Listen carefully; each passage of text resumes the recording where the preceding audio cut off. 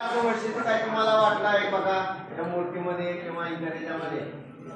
इतर जे गणपती असतात ते डाव्या सोंडाचे असतात आणि हा जो गणपती आहे तो उजव्या सोंडाचा आहे। याचं महात्म्य वेगळं असते, याची पाळणूक वेगळी असते, त्यामुळे आम्ही फोटो काढून देत नाही। कोणी काढले असतील तर डिलीट करा। एखाद्यानं मूर्ती जरी आपल्या घरी दिली किंवा एखाद्या फोटो जरी दिला, आपण त्याची पूजा करत नाही, विसर्जन करतो।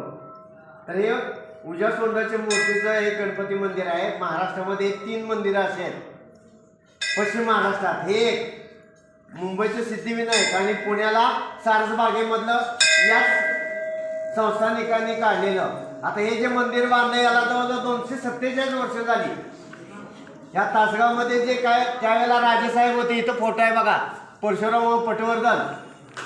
हे पेशवे काळामध्ये पेशव्यांचे सरसेनापती होते आणि ते लढाईला जात असताना त्यांची श्रद्धा खूप गणपतीवर असायची असल्यामुळं ते गणपतीपुळ्याच्या गणपतीला जायचे दर्शनाला, दर्शन घ्यायचे आणि मग लढाईला जायचे।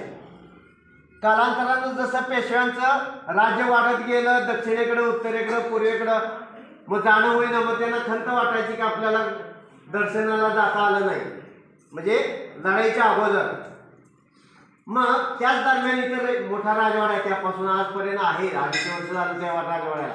या राजवाड्यामध्ये बरेच दिवस म्हणजे महिन्यातून 2दा-3दा असं 21 ब्राह्मणांना जेवण दिली जायची किंवा ब्राह्मणांना बोलवायची जेवणासाठी।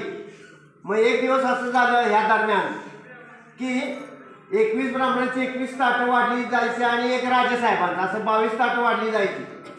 एक दिवस चतुर्थी दिवशी असं झालं की 22च्या 22 ताटावर ब्राह्मण येऊन जेवायला बसले। मग राजेसाहेब ज्यावेळेला राजवाड्यातनं बाहेर आले, उठवायचं कुणाला असा प्रश्न पडला। मग असू दे म्हणजे ठीक आहे, सगळे जेवून जाऊ द्या। मग जेवण झाल्यानंतर पुण्या त्या सगळ्या ब्राह्मणांना विडे दिले जायचे। मग 22 विडे तयार केले। मग एक एक विडा सगळ्यांना देत राहिला तर एक विडा शिल्लक राहिला, मग 22 कोण, मग पुन्हा मोक्षात तर 21 ब्राह्मण भरले, मग 22वा कोण। आणि मग ज्यावेळेला लढाईला जाताना जाणं झालं नाही, त्यावेळेला ज्यावेळेला खंत वाटायला लागली, तसं मग गणपती महाराजांनी सांगितलं की तुला येणं शक्य होत नाही, मग काय कर, तुम्ही मला यायचंय तुझ्याकडं। मग या म्हणले केव्हाही, मग म्हणले येऊन मी जेवून गेले तुमच्याकडं। आणि मग दृष्टांतामध्ये त्यांना गणपतीनं सांगितलं गणपतीपुळ्याच्या की जो विडा शिल्लक राहिलेला आहे 22वा तो माझा आहे आणि तो तिथं स्थापना करा आणि मला तिथं स्थापित करा। आणि मग हे मंदिर बांधायला सुरुवात केली 1773 साली।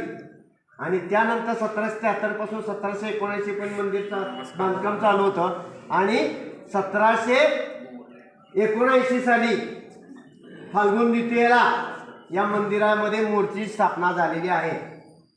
आता याचं एक वैशिष्ट्य म्हणजे मगाच सांगितलं तुम्हाला, उजव्या सोंडाचं आहे। याला गणपती पंचायत म्हणतात, पण गणपती पंचायत म्हणजे चारी बाजूला 4 देव आणि मध्ये गणपती, म्हणजे इथं शंकर आहे, ह्या बाजूला विष्णू आहे, पाठीमागच्या बाजूला एका बाजूला सूर्यनारायण आहे आणि इकडं उमादेवी आहे, पार्वती, म्हणजे असे 5 देवस्थानचं मिळून हे मंदिर असल्यामुळे पंचायत, इथं बोर्ड सुद्धा, बाहेर बोर्डावर सुद्धा आपल्याला बघायला मिळतं की गणपती पंचायत म्हणून। आता या ठिकाणचं जे दैनंदिन कामकाज चालतं, सकाळी पहाटे 5:30ला मंदिर उघडतं, 6 वाजता आरती होते। मग इथं तुम्ही जर दर्शन घेताना बघितलं असेल तर उजव्या सोंडाच्या मूर्ती बरोबर अजून एक बारकी मूर्ती आहे, ती पितळेची मूर्ती आहे, तिथं पुढं ठेवलेली आहे। तर ती दररोज इथं शेजघरामध्ये झोपवली जाते आणि सकाळी 6 वाजता उठून मग पुन्हा तिची विधिवत तिथं आरती वगैरे केली जाते। ते आता सकाळची काकड आरती झाली, महापूजा आता 9-9:30ला आहे।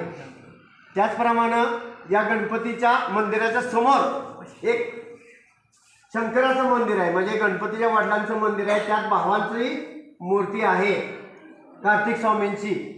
मग दर चतुर्थीला, मग विनायक चतुर्थी असू द्या, संकष्टी असू द्या, अंगारिका चतुर्थी असू द्या, या पालखीतनं गणपती महाराज तिथं भेटायला जातात आपल्या वडिलांना आणि भावांना। त्या पालखीत जाती दररोज फोटो काढणार, दर चतुर्थीला गणपती महाराज तिथं पालखीतनं जातात। दुसरं असं की